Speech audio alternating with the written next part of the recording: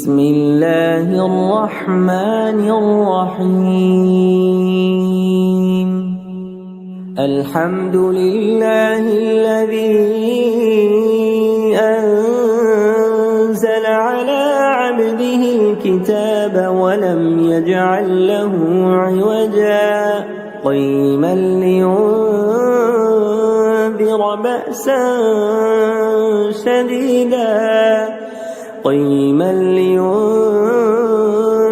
بأسا شديدا من لدنه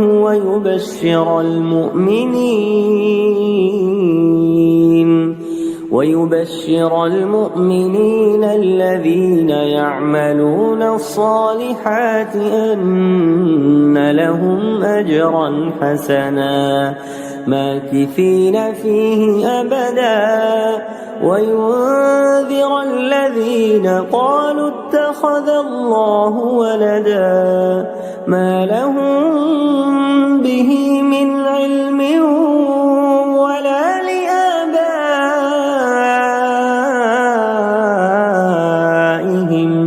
كبرت كلمة تخرج من أفواههم إن يقولون إلا كذبا فلعلك باخع نفسك على آثارهم إن لم يؤمنوا بهذا الحديث أسفا إنا جعلنا ما على الأرض زينة لها لنبلوهم أيهم أحسن عملا وإنا لجاعلون ما عليها صعيدا جرزا أم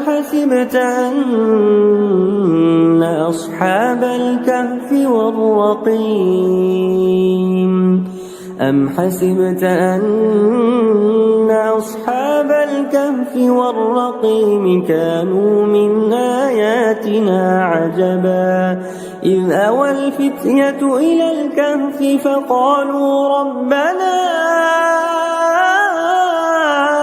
آتنا من لدنك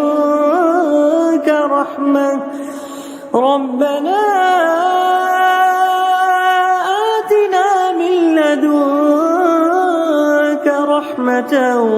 وهيئ لنا من أمرنا رشدا فضربنا على آذانهم في الكهف سنين عددا ثم بعثناهم لنعلم أي الحزبين يحصى لما لبثوا أمدا نحن نقص عليك نبأهم بالحق إنهم فتية آمنوا بربهم وزدناهم هدى وربطنا على قلوبهم إذ قاموا فقالوا ربنا رب السماوات والأرض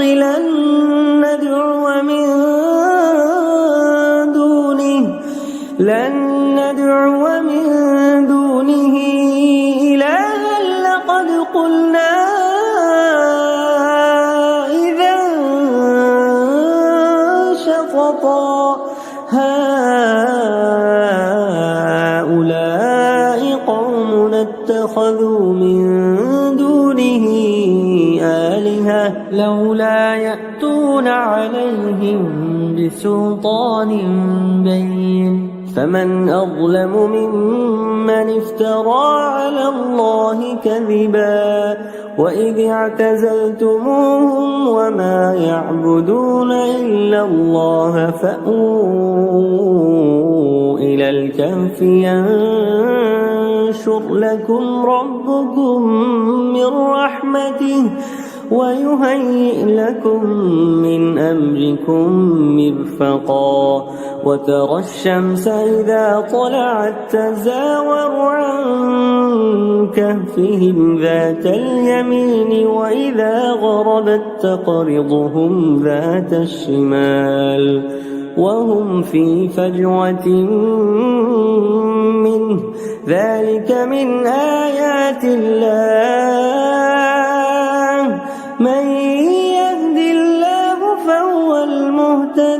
ومن يضلل فلن تجد له وليا مرشدا وتحسبهم أيقاظا وهم رقود ونقلبهم ذات اليمين وذات الشمال وكلبهم باسط ذراعيه بالوصيد لو اطلعت عليهم لوليت منهم فرارا ولملئت منهم رعبا وكذلك بعثناهم ليتساءلوا بينهم قال قائل منهم كم لبثتم قالوا لبثنا يوما أو بعض يوم قالوا ربكم أعلم بما لبثتم فابعثوا أحدكم بورقكم هذه إلى المدينة فلينظر أيها أزكى طعاما فليأتكم برزق منه وليتلطف ولا يشعرن بكم أحدا إنهم إن يظهروا عليكم يرجموكم أو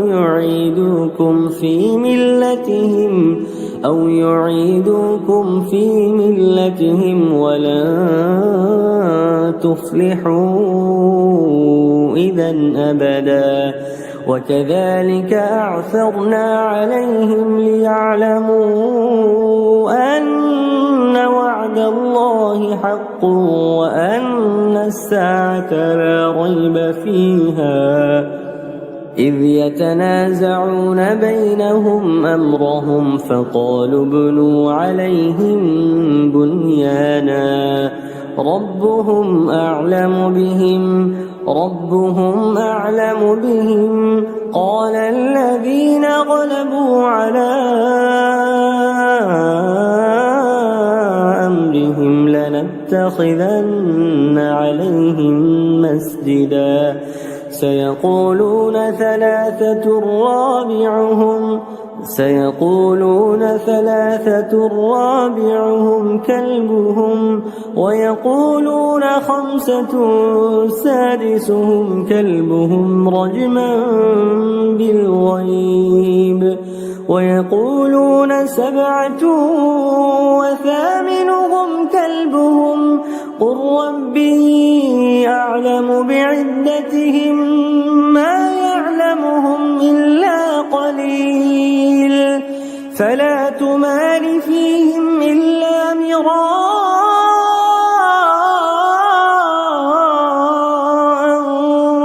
ظاهرا ولا تستفت فيهم منهم أحدا ولا تقولن لشيء إني فاعل ذلك غدا إلا أن يشاء الله واذكر ربك إذا نسيت وقل عسى أن يهديني ربي لأقرب من هذا رشدا ولبثوا في كهفهم 300 سنين وازدادوا 9 قل الله أعلم بما لبثوا له غيب السماوات والأرض أبصر به وأسمع ما لهم من دونه من ولي ولا يشرك في حكمه أحدا واتل ما أوحي إليك من كتاب ربك لا مبدل لكلماته ولا تجد من دونه ملتحدا واصبر نفسك مع الذين يدعون ربهم بالغداة والعشي يريدون وجهه ولا تعد عيناك عنهم تريد زينة الحياة الدنيا ولا تطع من أغفلنا قلبه عن ذكرنا واتبع هواه وكان أمره فرطا وقل الحق من ربكم فمن شاء فليؤمن ومن شاء فليكفر إنا أعتدنا للظالمين نارا أحاط بهم سرادقها وإن يستغيثوا يغاثوا بماء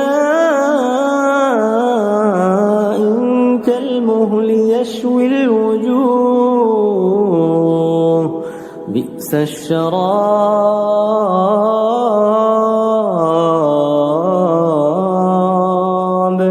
وساءت مرتفقا إن الذين آمنوا وعملوا الصالحات إنا لا نضيع أجر من أحسن عملا أولئك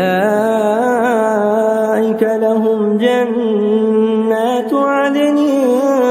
تجري من تحتهم الأنهار جنات عدن تجري من تحتهم الأنهار يحلون فيها من أساور من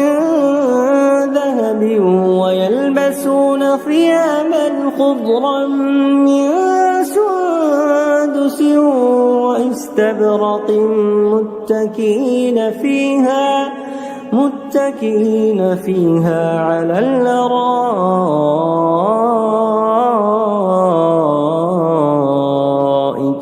نعم الثواب وحسنت مرتفقا واضرب لهم مثلا الرجلين جعلنا لأحدهما جنتين من أعناب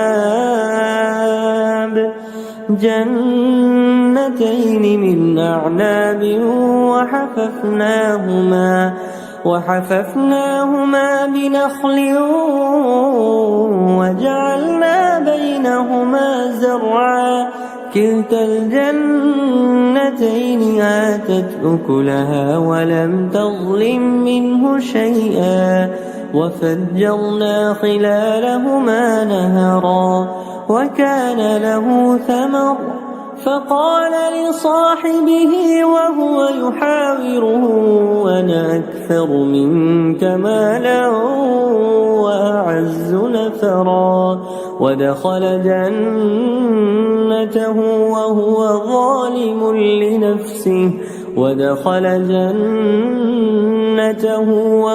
ظالم لنفسه قال ما أظن أن تبيد هذه أبدا وما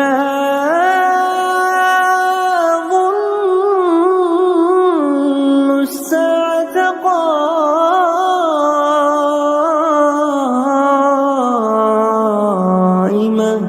ولئن رددت إلى ربي لأجدن خيرا منها منقلبا قال له صاحبه وهو يحاوره وكفرت بالذي خلقك من تراب ثم من نطفة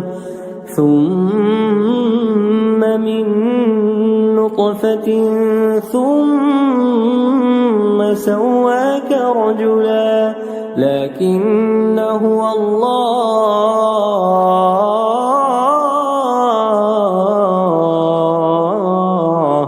لكن هو الله ربي ولا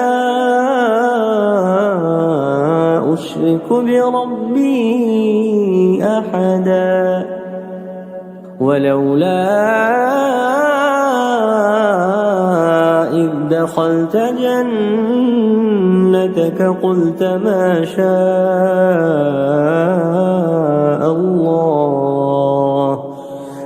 ما شاء الله لا قوة إلا بالله إن ترني أنا أقل منك مالا وولدا فعسى ربي أن يؤتيني خيرا من جنتك ويرسل عليها حسبانا من السماء فتصبح صعيدا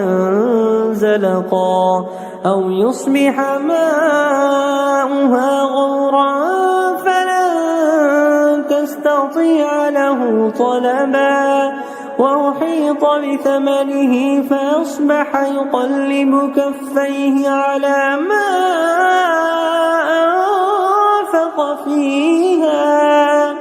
أنفق فيها وهي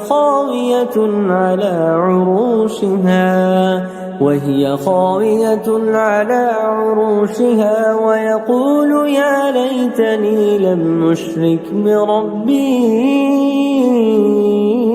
أحدا ولم تكن له فئة ينصرونه من دون الله وما كان منتصرا هنالك الولاية لله الحق هو خير ثوابا وخير عقبا واضرب لهم مثل الحياة الدنيا كماء أنزلناه من السماء فاختلط به نبات الأرض فأصبح هشيما تذروه الرياح وكان الله على كل شيء مقتدرا المال والبنون زينة الحياة الدنيا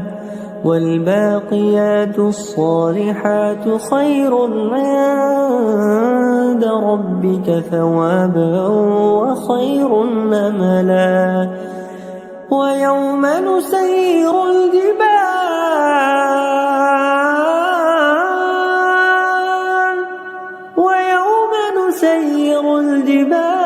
وترى الأرض بارزة وحشرناهم فلم نغادر منهم أحدا وعرضوا على ربك صفا لقد جئتمونا كما خلقناكم أول مرة بل زعمتم أن لن نجعل لكم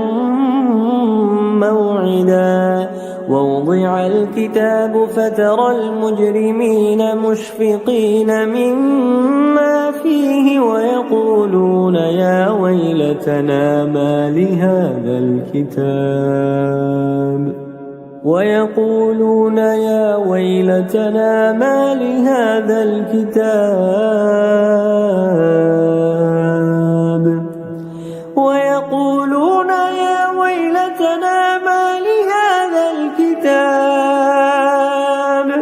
لا يغادر صغيرة ولا كبيرة إلا أحصاها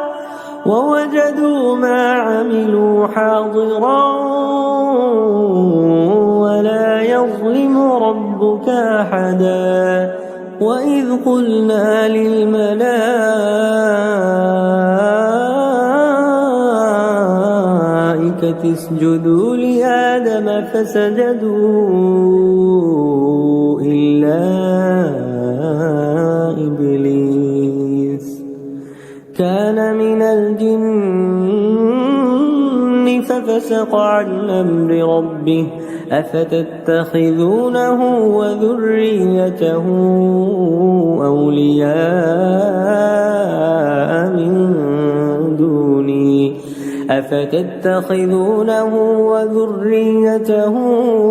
أولياء من دوني وهم لكم عدو بئس للظالمين بدلا ما أشهدتهم خلق السماوات والأرض ولا خلق أنفسهم وما كنت متخذ المضلين عضدا ويوم يقول نادوا شركائي الذين زعمتم فدعوهم فلم يستجيبوا لهم وجعلنا بينهم موبقا ورأى المجرمون النار فظنوا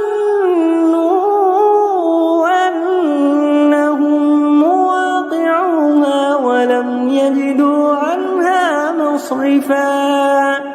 ولقد صرفنا في هذا القرآن للناس من كل مثل وكان الإنسان أكثر شيء جدلا وما منع الناس أن يؤمنوا إذ جاءهم الهدى ويستغفروا ربهم إلا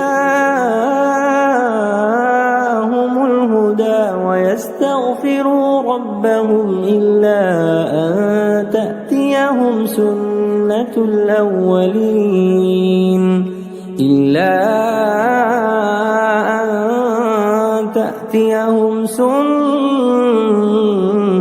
الأولين أو يأتيهم العذاب قبلا وما نرسل المرسلين إلا مبشرين ومنذرين ويجادل الذين كفروا بالباطل ليدحضوا به الحق واتخذوا آياتي وما أنذروا هزوا ومن أظلم ممن ذكر بآيات ربه فأعرض عنها ونسي ما قدمت يداه إنا جعلنا على قلوبهم أكنة أن يفقهوه وفي آذانهم وقرا وإن تدعهم إلى الهدى فلن يهتدوا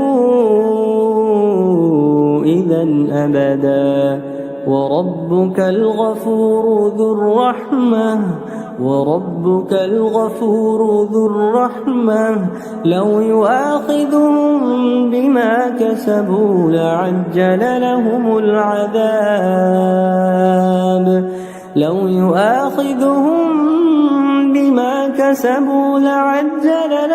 العذاب بل لهم موعد لن يجدوا من دونه موئلا وتلك القرى أهلكناهم لما ظلموا وجعلنا لمهلكهم موعدا وإذ قال موسى لفتاه لا أبرح حتى أبلغ مجمع البحرين أو أمضي حقبا فلما بلغا مجمع بينهما نسيا حوتهما فاتخذ سبيله في البحر سربا فلما جاوزا قال لفتاه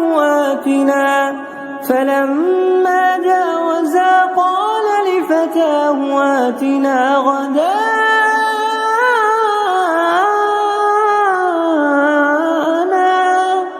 لقد لقينا من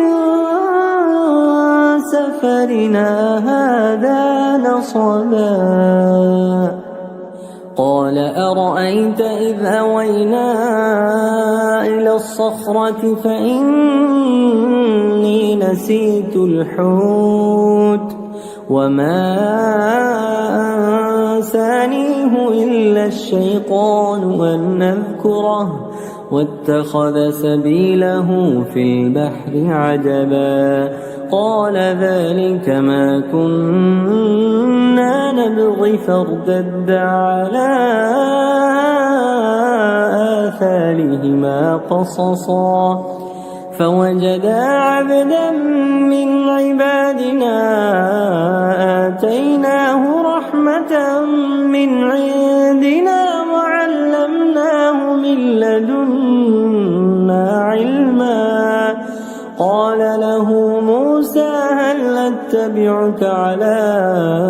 أن تعلمني مما علمت رشدا. قال إنك لن تستطيع معي صبرا وكيف تصبر على ما لم تحط به خبرا. قال ستجدني إن شاء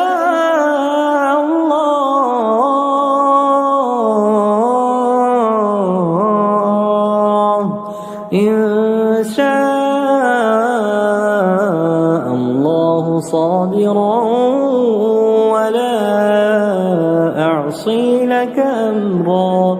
قال فإن اتبعتني فلا تسألني عن شيء حتى أحدث لك منه ذكرا. فانطلقا حتى إذا ركبا في السفينة خرقها قال أخرقتها لتغرق أهلها لقد جئت شيئا إمرا. قال ألم أقل إنك لن تستطيع معي صبرا. قال لا تؤاخذني بما نسيت ولا ترهقني من أمري عسرا. فانطلقا حتى إذا لقيا غلاما فقتله قال قتلت نفسا زكية بغير نفس لقد جئت شيئا نكرا. قال ألم أقل لك إنك لن تستطيع معي صبرا. قال إن سألتك عن شيء بعدها فلا تصاحبني قد بلغت من لدني عذرا. فانطلقا حتى إذا أتيا أهل قرية استطعما أهلها فأبوا أن يضيفوهما فوجدا فيها جدارا يريد أن ينقض فأقامه. قال لو شئت لاتخذت عليه أجرا. قال هذا فراق بيني وبينك سأنبئك بتأويل ما لم تستطع عليه صبرا. أما السفينة فكانت لمساكين يعملون في البحر فأردت أن أعيبها وكان وراءهم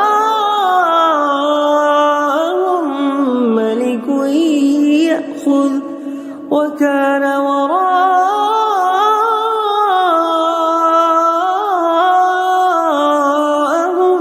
ملك يأخذ كل سفينة غصبا. وأما الغلام فكان أبواه مؤمنين فخشينا أن يرهقهما طغيانا وكفرا فأردنا أن يبدلهما ربهما خيرا منه زكاة وأقرب رحما. وأما الجدار فكان لغلامين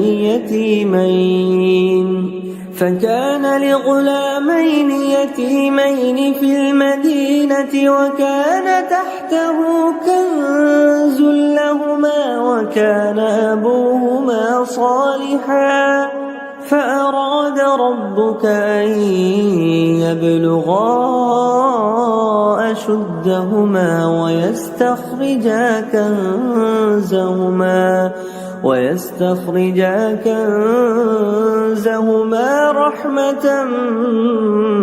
من ربك وما فعلته عن أمري ذلك تأويل ما لم تسطع عليه صبرا. ويسألونك عن ذي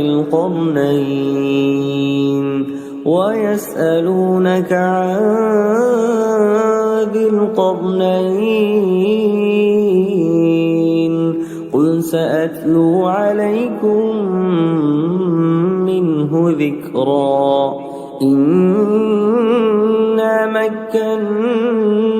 له في الأرض وآتيناه من كل شيء سببا فأتبع سببا حتى إذا بلغ مغرب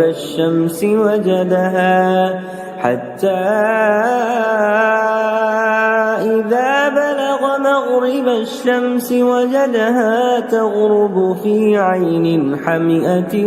ووجد عندها قوما قلنا يا ذا القرنين إما أن تعذب وإما أن تتخذ فيهم حسنا. قال أما من ظلم فسوف نعذبه ثم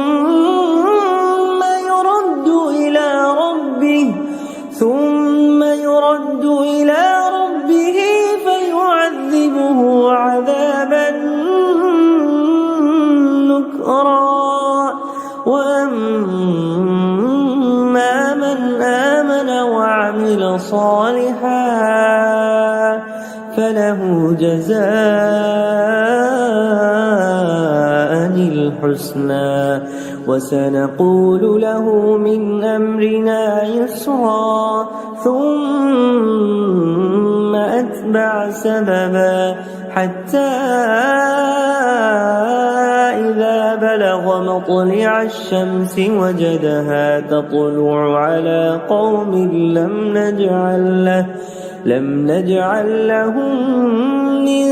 دونها سترا. كذلك وقد أحطنا بما لديه خبرا. ثم أتبع سببا حتى إذا بلغ بين السدين وجد من دونهما قوما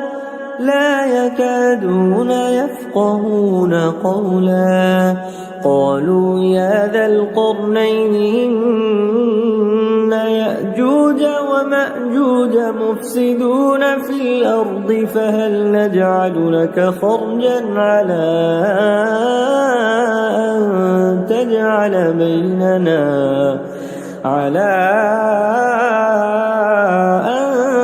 تجعل بيننا وبينهم سدا. قال ما مكني فيه ربي خير فأعينوني بقوة أجعل بينكم وبينهم ردما آتوني زبر الحديد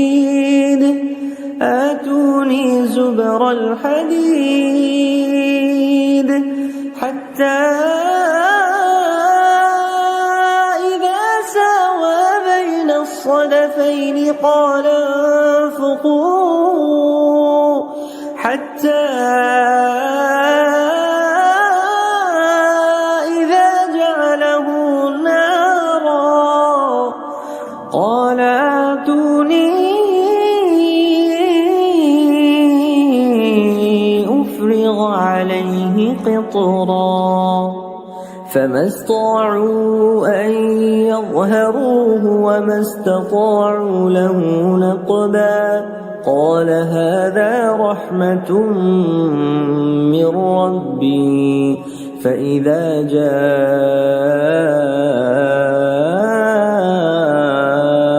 وعد ربي جعله دكا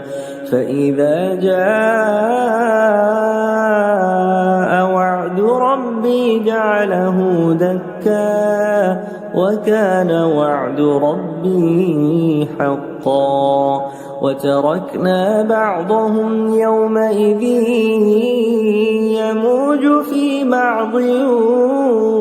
ونفخ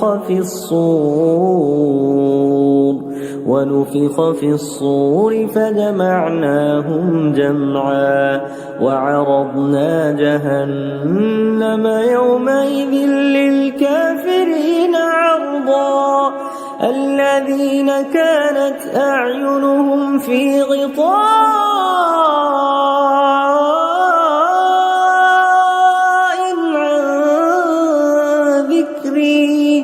عن ذكري وكانوا لا يستطيعون سمعا أفحسب الذين كفروا أن يتخذوا عبادي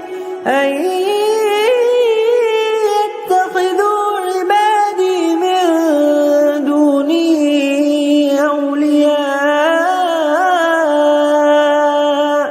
إنا أعتدنا جهنم للكافرين نزلا قل هل ننبئكم بالأخسرين أعمالا الذين ضل سعيهم في الحياة الدنيا وهم يحسبون أنهم يحسنون صنعا أولئك الذين كفروا بآيات ربهم ولقائه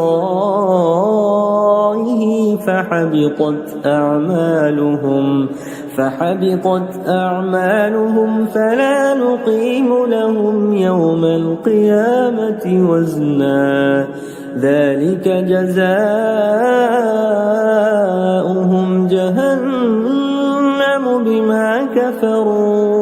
جهنم بما كفروا واتخذوا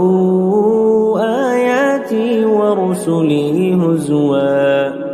إن الذين آمنوا وعملوا الصالحات كانت لهم جنات الفردوس نزلا خالدين فيها لا يبغون عنها حولا قل لو كان البحر مدادا لكلمات ربي لنفد البحر قبل أن تنفد كلمات ربي ولو جئنا بمثله مددا قل إنما أنا بشر مثلكم يوحى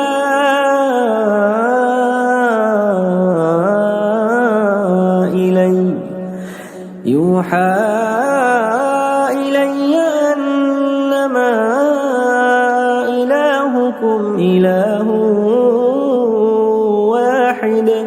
فمن كان يرجو لقاء ربه فليعمل عملا صالحا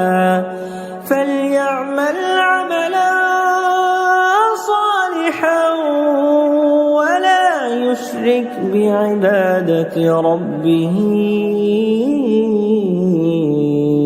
أحدا.